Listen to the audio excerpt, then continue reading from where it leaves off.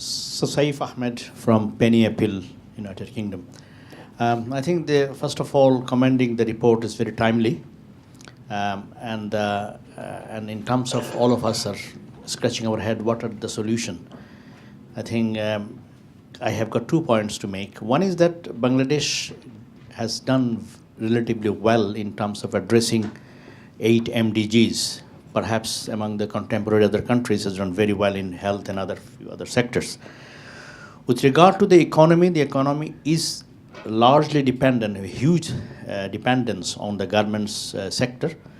So in terms of, from the government angle, any reduction in export of the government goods, products, and the market shifting towards Vietnam and Cambodia will have a sort of very dangerous repercussion within the economy of Bangladesh. So what it requires now, a coordinated effort by the NGOs like BRAC, various other NGOs active in Bangladesh, the local community and the government, in order to address, first of all, this injustice with the children deprived of their education. And one solution I may propose for people to think about, Bangladesh is a poor country, but infrastructure-wise, there are several infrastructure which has not been properly tapped in. One of them is over 13,000 mosques in Dhaka city alone, which are not used from 6 o'clock to 1 o'clock roughly during the daytime, and then there a prayer time comes in. If there is an opportunity that the mosque can be persuaded, with the government taking initiative, and the children, wherever they live, whichever part of Dhaka city you are, within walking distance, literally 2 to 5 minutes walk, you will come across a mosque. You don't need to travel long. Okay. So if that can be addressed. Okay, I'll ask one of the panelists to take up that point. Thank you very much, Dee. Can you pass the microphone to, there's a woman in the front row here. In the front row. Can you just show you, that's it. You hear me anyway. I'm Madiha Ansari, representing Cities for Children. And my question is maybe specifically for Mr. Mushtaq. It was interesting to hear that the perceived quality and usefulness of education is a factor for families making decisions. And you mentioned that flexible shifts and pedagogy can help. But I was interested in your non-formal education model and wanted to know what the connection was with the mainstream curriculum and the education system, and whether you actually facilitate transition to mainstream schools. Okay, thank you. Shall I come in? No, we'll just take one more, Mushtaq, and then we'll come to you in a second. Okay. There's one more question. So, Robbie Marwick from Systemic. We are working on child labour within West Africa, specifically within the agricultural sector. And we've seen many of the same issues that you guys have and identified many of the same solutions.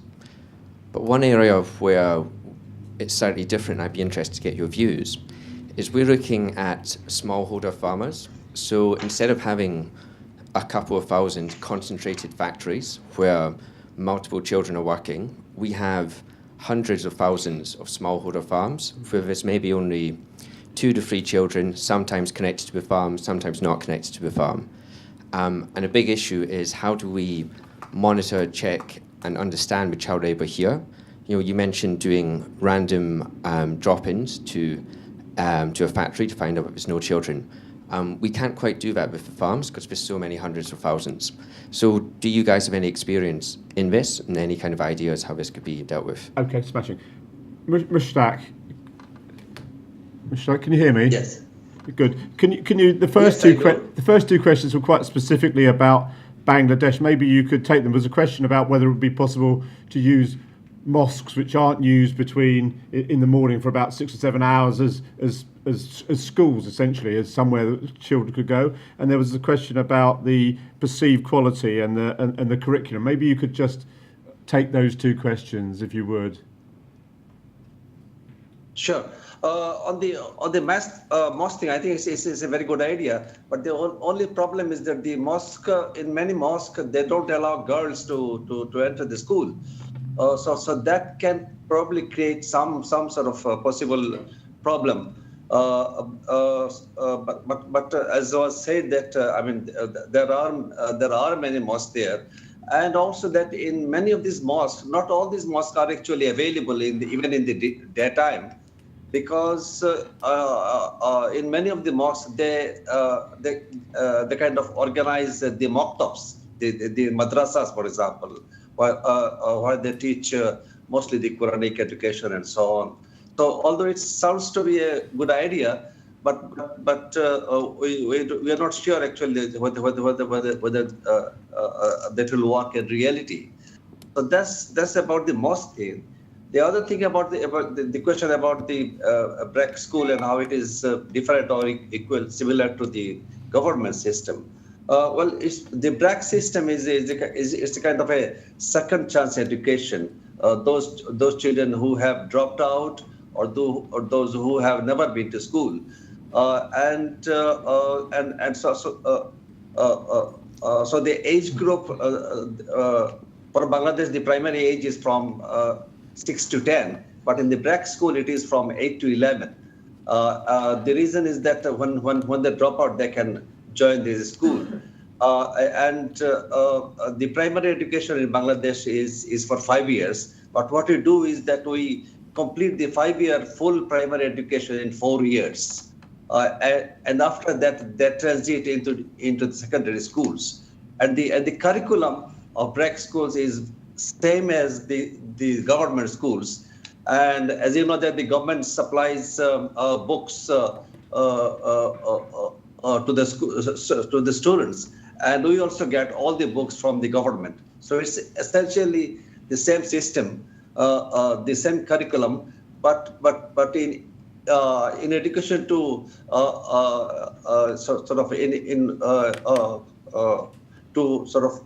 give them opportunity to better quality education, we also provide extra materials to the children. The other difference is that the government school teachers, they are only trained once, and they are never sort of brought back for any retraining.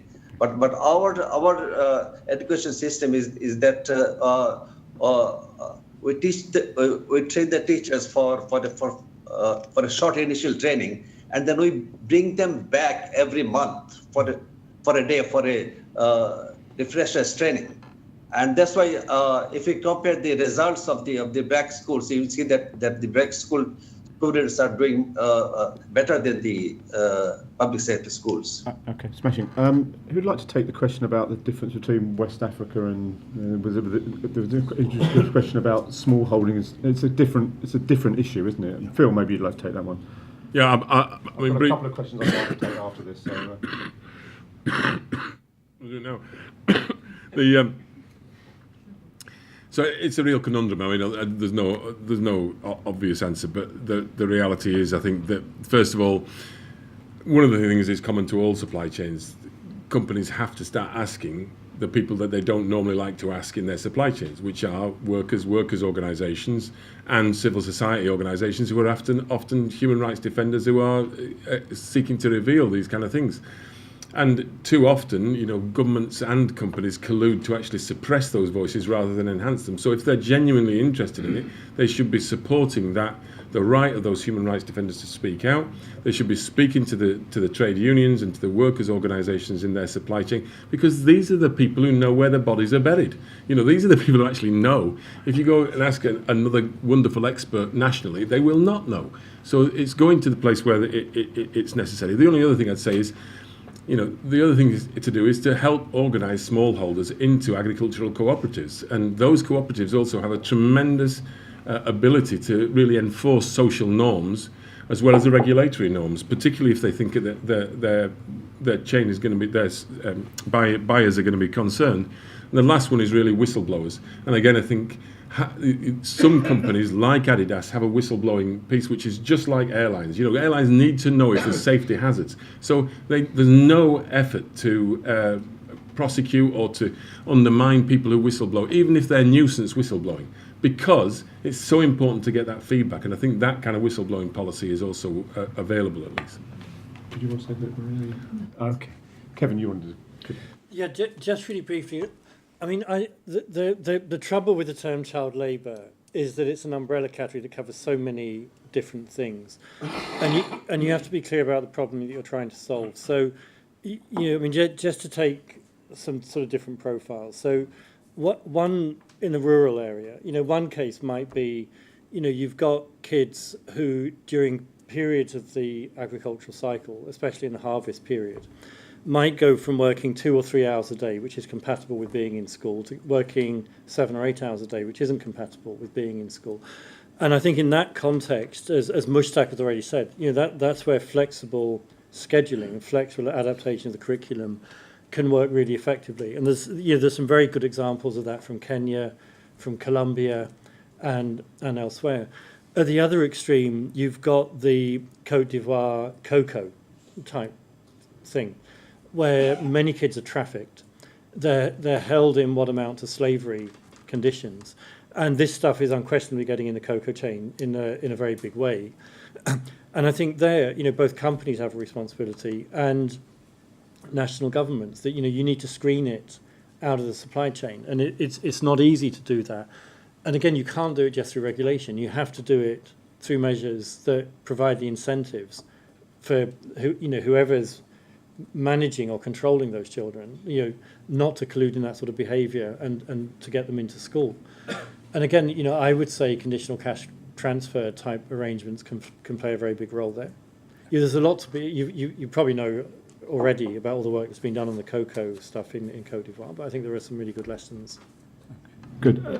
Got a couple of questions been sent to me online. There's a question from Julia Harra, who says, "We heard that networking is a delicate issue and that you need to build trust over time, but might this interfere with your independence as an evaluator?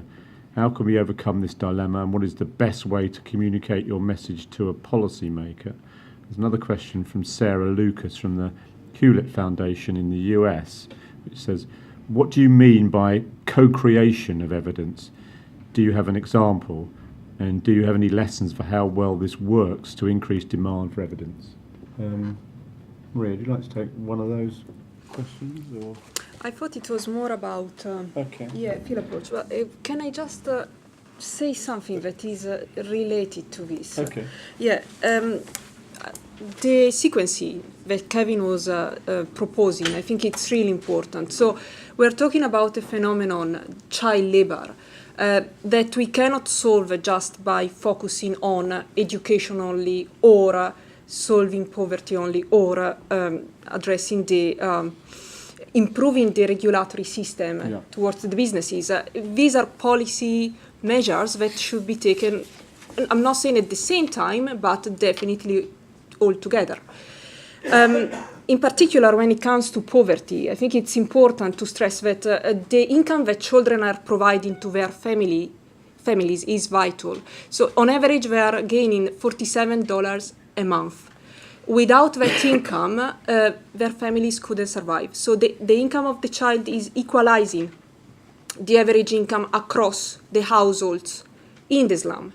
For households that are hiring children, for households that are sending their children to work, and for households that afford not to send their children to work. So we need to make sure that there is a policy that replaces the income of the child with a cash transfer or a welfare payment or something. Yeah. Okay. Phil, did you want to? Yeah, I mean, briefly, I suppose just on this issue of the advocacy and the networking and issues of independence. I mean, I think the in terms of achieving policy change, it's going to take whatever happens. The history tells us that it takes a movement. It takes all sorts of actors, from the intellectual classes to concerned middle classes to workers' organisation for this to happen. And so it is that collaboration that's essential to that. I think it's also the case that in this under these conditions, we desperately need greater workers' empowerment. We need greater workers' voice. These are the people who are also going to be speaking out very boldly about child labour. They don't want children in this situation, except those that have their own kids that have already sent their kids there. I think the other thing is, in terms of business, What's crucial is that we have to, and this is a challenge to civil society. Civil society has to accept that business needs a big reputation reward when it does things right, and it needs a big reputation risk when it does things wrong. And I've been in this game, unfortunately, possibly far too long. But the point is that most advocacy targets are desperate for some kind of good news about what they're doing. And if simply they start to do the right thing, and all you do is keep hitting them over the head, it's the best way to induce depression in a rat is to provide it with 3 levers, and whichever lever it gets an electric shock. Well, that's pretty much the condition of many of the ones that progressive people, the human rights advocates inside business, is they try to do the right thing, and whatever they do, civil society, not enough. Or if, even if they deliver on the demand, civil society says, moves the goalpost and says, we thought that was enough. Now it's not. We want this. So we just have to be a bit more nuanced in the way we go about this, and really provide a rich reputation reward for those that are doing the right thing and on a journey in the right way. And to be frank with you, speaking as more of an advocate, that only enhances the pain for those that are not getting that reputation reward because they want it. So you generate, at least amongst those that have a sense of social conscience, more of a race to the top. So that's the kind of model of change that we, I think, is necessary. Okay, well, let's take a couple more questions. I can see that there's lots of hands now. There's a gentleman there. Let's take a few. There's a lady behind. I know that gentleman. He's not a gentleman. That's male. Richard Morgan, Save the Children. Just very quickly, and sorry, I have to dash afterwards. Just encouraging a little bit more thinking about how we can work with working children themselves, elicit their voices. It's great the survey, is talking to children. Can we think of mechanisms on a routinized basis with children who are working to look for solutions, to understand their perspectives, what kinds of flexibility, what kind of options would work for them, and without sort of having unforeseen negative effects, that sort of thing. So children's participation in solutions. There's a lady behind you. Maybe you can pass it to her. Hi, Amanda Barnes from Oxford Global Media. I really very much agree with Phil about advocacy and the need for collaboration and with kind of the enemy as well as the friends. But my question's about advocacy. And I mean, obviously, NGOs and civil society have played a really crucial role in sort of advocacy and had an influence on putting this issue on the agenda for the media and the corporates and the consumer and everything. But my question is really, is there still going to be funding and resources for that kind of level of advocacy in kind of the medium-term future? Perhaps you could pass it to the gentleman there. That's it. Yeah. Great. Matthew Jones with World Vision. I just shamelessly plug another report that the ODI have done recently alongside ourselves on eliminating child labour and achieving inclusive economic growth, which looks at the impact of child labour on economic growth and, in fact, the negative impact that it has on global GNI. There's a few copies out the front. What I think that our report and this report do is provide us a fuller picture of child labour globally, which is really important at a time when I feel that it is actually starting to go up the agenda again. The UK government are interested in this issue. Consumers are clearly interested. Business is interested. I'm curious as how do we harness this interest to really bring about that sort of transformative change that you were talking about, Kevin. Particularly given that actually the majority of child labourers aren't an export-led industry, and I think export-led work, and so there's a challenge there with the UK government that that while this focus that they have on supply chains, for instance, is important, it's not the total solution to the problem. Very briefly, my other question relates to the hidden forms of child labour, and particularly I'm thinking of like child domestic workers, those in child sexual exploitation. How well are they represented in the surveys that you were doing? Are we sure that we're capturing these children, and how do we go about ensuring that they're in these figures? Thank you. Right. There's plenty of questions there. I can see that there's a couple more, which I will try and get to if the panellists are nice and brief. So there's a question there: how can we work with children themselves? Is there still going to be funding for advocacy? And it's an interesting question about hidden forms of child labour. Maybe Maria, you could take did your survey pick up some of these hidden forms of child labour, or was it just the more overt forms of child labour? And how do we pick them up? So Kevin made the point before. We are likely to. It's likely that we are underestimating the percentage of children that are working, because we didn't talk to children that are engaged in domestic work. So they are mainly based in middle-income households. So they are not living within households in the slum.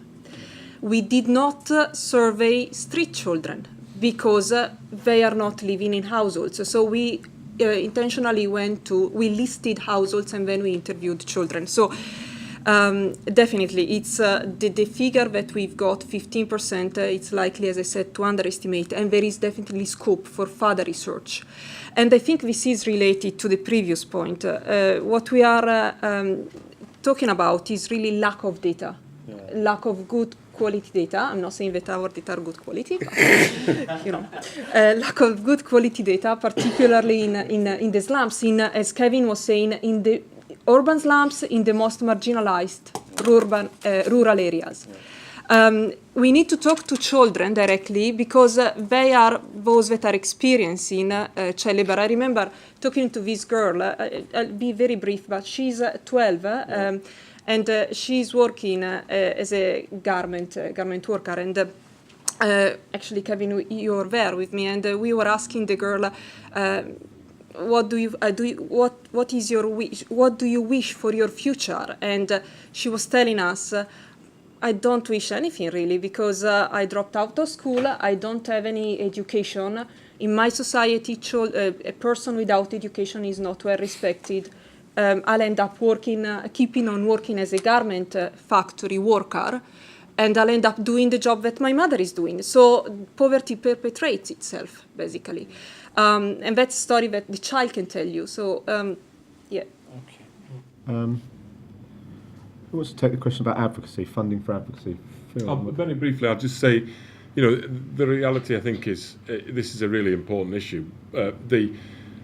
There are shifts in government. I mean, we've seen massive shifts over the last 5 years in European governments, unfortunately away from this, because there's been such a massive effort on migrants into their own countries. So they've been shifting ODA into that work rather than into and away from this kind of support. That said, that only puts more emphasis on NGOs to actually find the sources of funding from their own populations and not rely on governments. That's illustrated by the good news, for instance, in Canada, though, that with Trudeau coming in, the fact is that Mulroney basically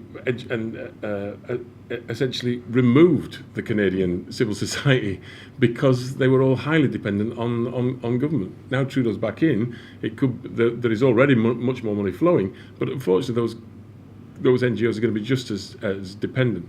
A much more crucial issue, I think, in the medium term is this extraordinary level of repression of civil society in country through restricting foreign funding flows. And this is one of the biggest worries, is that even doing this as ODI in a place like Egypt now is now illegal under the new Egyptian laws. So it's not, so even for internet, now you can imagine what it is for Egyptian organisations to do something like this. So not only are they restricting the activities of those civil society organisations, but they are ensuring that if you are a civil society organisation working on these kind of advocacy issues, then you're either a foreign agent, or you're an economic saboteur, or you're anti-development, or indeed you're a terrorist. And that's how more and more of these people are being described. And your foreign funding, if you receive more than 10% from outside, from cross-border philanthropy, you're basically a foreign agent already. So that is one of the biggest problems, is going to be civil society in some of these countries where the advocacy is most needed. Just a quick one for you, Mushtaq. There was a question about how do we work with the children themselves, which Maria's answered a little bit. But how do you think in Bangladesh you can work more closely with the children affected by this report more closely? Well, we have also been, in our opinion, there are two groups which are not very much counted, as Maria was saying, those domestic who work as domestic help, and also those who live on the streets. So these are the two groups which are not receiving as much attention as they should. Any intervention coming, I think should really focus, in addition to, of course, the general child labor, but this particular unfortunate groups who are sort of being deprived of everything in life. So I would suggest that we sort of think about ways of identifying those people and then working on that. We have been trying to organize these street kids, and the tales they have, the harrowing tales that they have. I mean, they are so deprived of everything. So it's so important that we also work on those kids as well. Okay, smashing. Couple more questions. There's one here. I'll take those two, and then I'm going to ask for a couple. Actually, there's one there, and I'll take these. My name's Sarah Stevens. I work for KPMG in Tanzania, actually, and we are an implementer of lots of DFID funded projects. So I work on different projects. One I'm working on at the moment is an economic growth programme, similar to what you were saying. Tanzania is going through a rapid population boom and urbanisation. There's lots of children working in extractive industries and domestic staffs and agribusiness and so on. And so one thing we're looking at is this earn and learn model. So again, it touches on what's been said about flexible schooling and what Miria was saying about these children provide an essential part of the household income. And if there's a way that companies or things can be structured so that children can work in a safe environment and combine it with learning, certainly. And there's an example of a sugar company in Tanzania that have done that successfully. Okay. Is that a question or? So we sorry. So we've been talked about that a bit. I just wanted to know what you thought about, rather than just this blanket ban on saying children should be in school. What did the panel think of earn and learn? Exactly. Okay. Yeah. There's a lady at the back there, maybe. My name is Fatima Maiga. I'm just volunteering for child education in the Sahel. I just would like to say that education. We are in 21st century today, and although all of us want to help, we have international organization, but is it not in the first instance the government's responsibility to educate the nation's children? Because this is a two-tier system that some are untouchable, and we are talking in the 21st century. Some are allowed to education and some are out of education. So whatever method we use to catch them, they have their rights as a child has been already abused mentally, physically, and they have no dignity. And when they turn into rebellion later, we get we kind of surprised. One is one is organization like UNICEF, or I don't know, make it clear to governments that whether it's in the South or whether that is their responsibility first and foremost. Okay, good. There's a couple of questions online. I know there are people. If the panel get a move on, then we'll get to everybody if we can. Claire Gollop has asked, can you suggest any stronger ways to lever the current willpower within the UK to protect people from slavery, to provide wider safety and dignity? And Stacey says, what are your thoughts about how we can address and manage conflict between refugees, migrants and host communities, not just regarding sharing resources or responding to fears, but also how to discuss different cultural values? So let's who wants to take it on earn and learn? Kevin, I'll go. Yeah, quickly. Yeah. So look, really quickly, I don't know the initiative, but to me it sounds like exactly the right mix, because, as you said, you can't just regulate this out of the system. And essentially, I think every successful movement to eradicate child labour has done three things, which it's increased prosperity and reduced poverty, because that's one of the conditions, and that's partly what the scheme you're describing is about. It's made education available that's affordable and is there in a way that can be accessible to kids. And the third thing you've had is a movement. And actually, to my mind, that's one of the things that's missing now.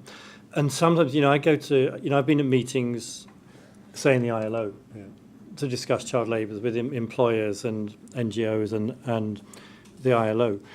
And honestly, they're appalling experiences. And it's all about data and numbers, and there's, and you sort of go back and you think back to these great 19th century movements that really took on child labour. The churches, the unions, Dickens, getting it into popular, the photographers in the US who got it over, the front page of the New York Times and made Roosevelt take it up.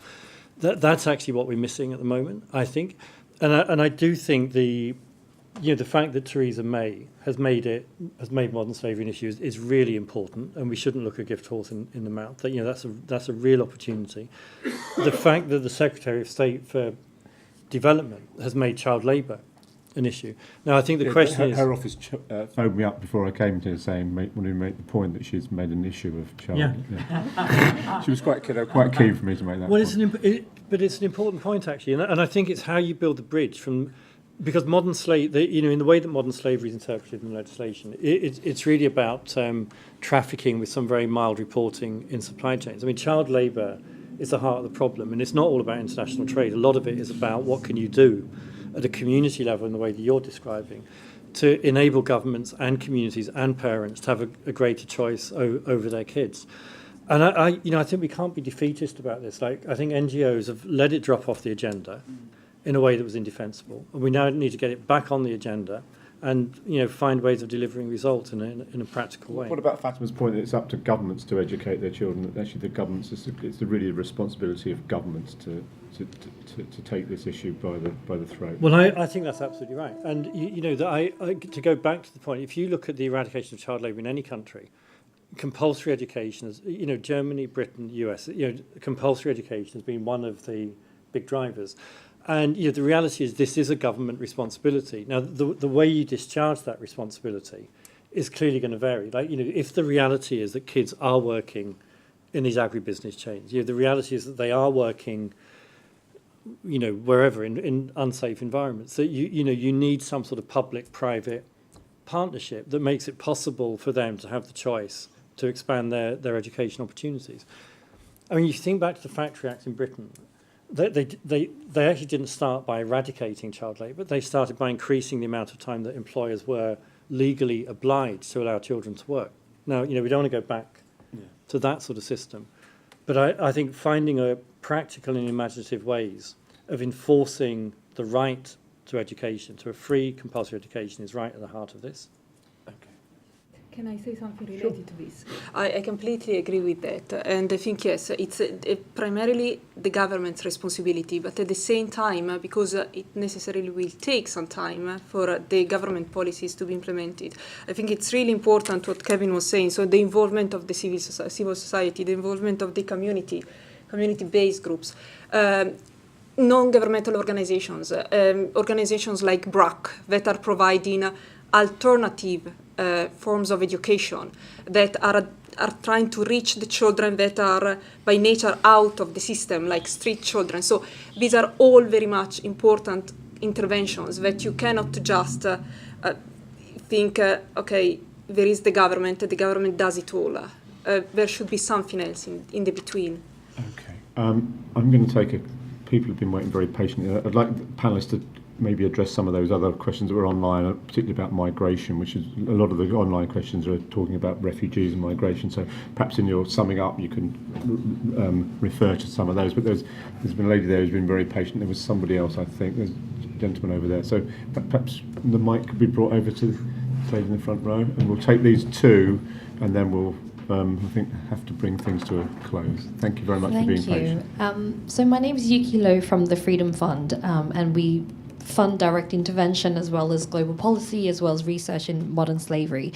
I guess I wanted to dwell a little bit more about this sort of workers' right bottom-up based approach, which actually I don't think featured very prominently in your recommendations. I mean, you mentioned the importance of sort of trade union movement and workers being their own watchdogs and so on. Is there a reason why those weren't featured in your recommendation, or are there examples that show whether they are or aren't effective based on what you've seen on the ground? Okay, thank you. Right over there. Oh, good, excellent. You're right, Brian. Right.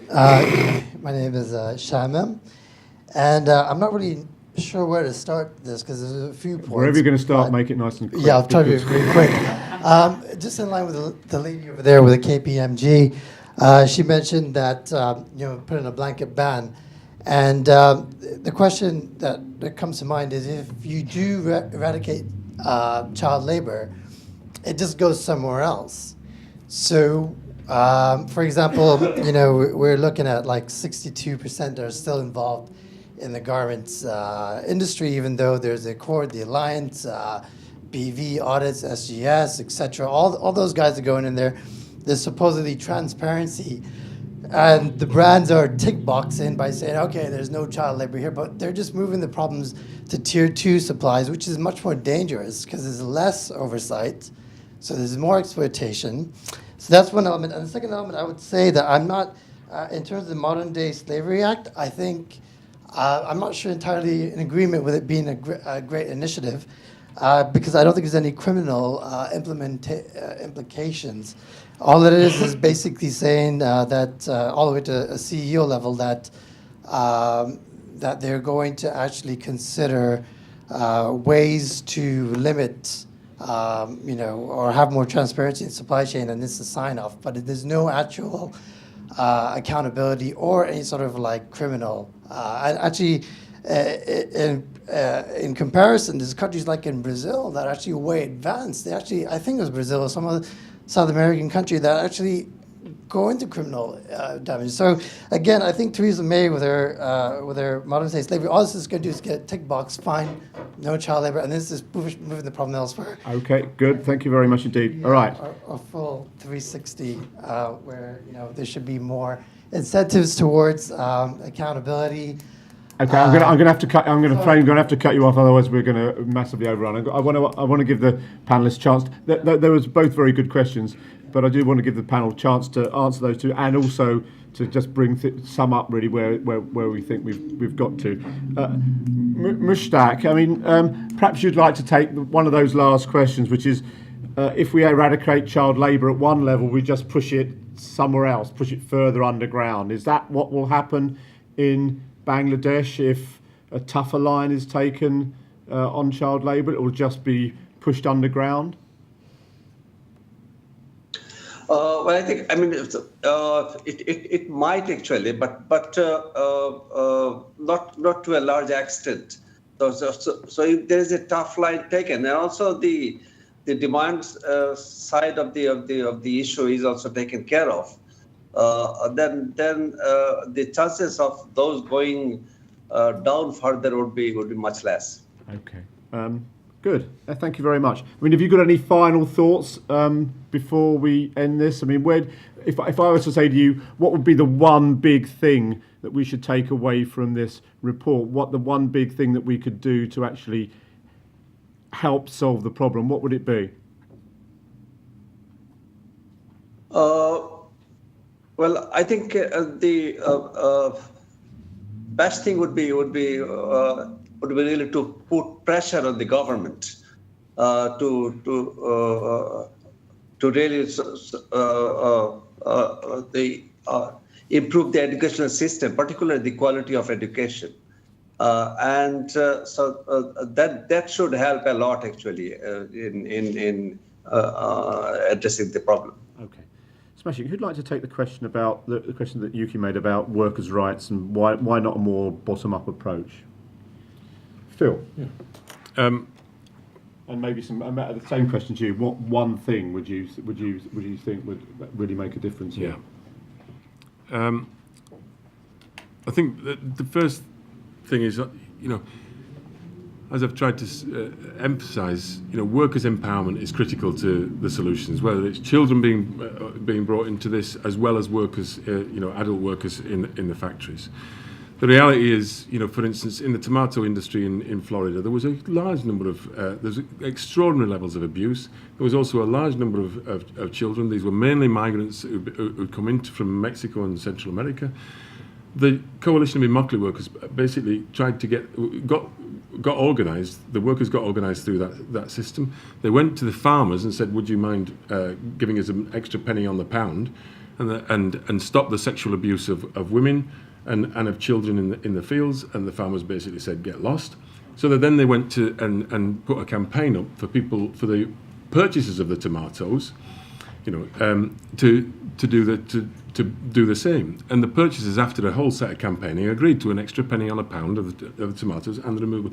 Now, what has happened, because that's been enforced by the workers' organisation itself, the Coalition of Immokalee Workers, you've got a transformation of that supply chain. A transformation of that supply chain, where sexual abuse is now effectively eradicated. Workers' wages have gone up, and they've been paid directly to the workers themselves, rather than being captured by the farmers.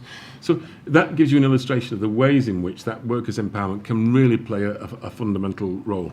I think the other thing to say, though, is that it's absolutely right. The reality is this isn't going to change unless there is an effort by the brands and by governments to try and make some effort to make wages pre-competitive. I know that's a radical thing to say, but the reality is Bangladesh is competing with Cambodia, and Cambodia is competing with Laos, and Laos is, and so it goes on.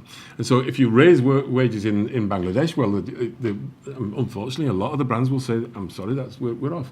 The reality, therefore, is that a few of the brands recognise this and are now working to try and make the wages and pre-competitive, so that they're not driving down. They say, well, we will compete on transport costs, we will compete on fashion, but we will not compete on simply driving the lowest possible wage. What that does is send a very important message to their procurement officers, because all the beautiful human rights people that I know inside business have almost no influence on the price that is demanded by the procurement officers. And it's only through those pre-competitive agreements that you will get a situation where the procurement officers are not going in and saying, "What's your best price?" No, what's your best price? No, what's your best price? And it's that is also contributing enormously, not only to the low wages, but then for the factory owners to say, well, sod it, let's get these kids in, because that's at least we'll be able to make a profit. And some of them saying, well, let's make a hyper profit. Maria, any final thoughts? Say we're holding this discussion came back in a year's time, what would be the one thing that would have made a difference, do you think, to the position of these children in Bangladesh, that you've reported on so well? I think the main thing that this report and the overall research experience taught me is that child labor does still exist. The international community has been talking about youth unemployment a lot lately, as if child labor it wasn't any more relevant for the international agenda. It does exist, not only that, we don't have proper data, as I said before. Kevin at the beginning said, thanked me. I want to thank Kim, just because it was a team, but I also want to thank BRAC, because they were those that implemented the survey on the ground, and the DFID that funded the research. So we really need this structure of a donor that is willing to fund the research, an organization on the ground that is capable of doing the research, and then ODI that is keen, and other research institutions that are keen on engaging in such a research. And I think, to replicate such research again. Okay. Kevin, final word? Just to correct, I didn't actually say the modern slavery legislation was a great thing. I said it was an opportunity, and it'll be an opportunity if we utilise it in the right way and we link it to the child labour agenda, which, as Larry said, the Secretary of State is addressing. Actually, to my mind, Brazil is a really good example on this, because they're arguably the outstanding country for making progress in reducing child labour, and they've done it through precisely the mix of measures that I set out, which is a very large-scale cash transfer program, the Bolsa Familia program, which was actually calibrated to, it was set at the child wage labour rate. So it's essentially saying, if you send your kid to school, rather than send them into the labour market, you're going to get the same income in the household. So you take out the economic pressures. There was a lot of prosecution. They actually enforced the legislation in a way that isn't happening in Bangladesh, and they improved the education system. So the point I would go back to is that we need to look at this as you need there's not a one trigger solution to this problem, and the very final point is that we should feel pretty outraged about this stuff. Actually, Maria showed the graph quite quickly, but that graph on the age, by age and participation in labour markets, 12% of 10-year-olds are working full time in slums in Dhaka. I mean, I just find that, anyone here who's got a 10-year-old, try imagining that. So, I think this is one of the development challenges of our time. And the idea that we're going to hit any of the 2030 goals unless we fix it, I think is off the wall. I know for a fact I need to stop now because Larry is going to watch a football match tonight. And actually, the real reason he's fidgeting around is not because I'm being boring. It's because he's... Kevin, you are never boring. You are never boring. Let me just say that I think it's been a very, very good discussion. It's an excellent paper which addresses a really important issue. And what's been good about this event is it's not only actually outlined the problem, but it's actually come up with some solid solutions for how it can be tackled, which is always a sign, I think, of a good meeting. And I think that Kevin's final point is one that we should take away, that it's not just a technocratic issue. We should be absolutely morally outraged by some of this stuff. The idea that children of 10 are still in large numbers going to school in Bangladesh when it was that would have been the case 200 years ago in the UK is completely outrageous. I mean, we should be incredibly angry about it, apart from anything else. And this is some of the points that people have been raising online, that the discourse currently is not very helpful to actually addressing these issues. Sort of the whole sort of outrage about migrants and refugees. I mean, it's utterly counterproductive in finding ways of solving this. But can I just say thank you very much indeed to all the panelists, to Kevin, to Maria, to Phil here at the ODI, and to Mushtaq in Bangladesh. Thank you very much indeed, Mushtaq. But thank you all to the people who've contributed here in person. For them, their reward are some drinks and nibbles outside. Thank you also to the people who've been watching online. Unfortunately, there'll be no drinks and nibbles for you unless you get your own. But thank you all very much for coming. It's been a great event. Thank you all, and good night. And thank you, Larry.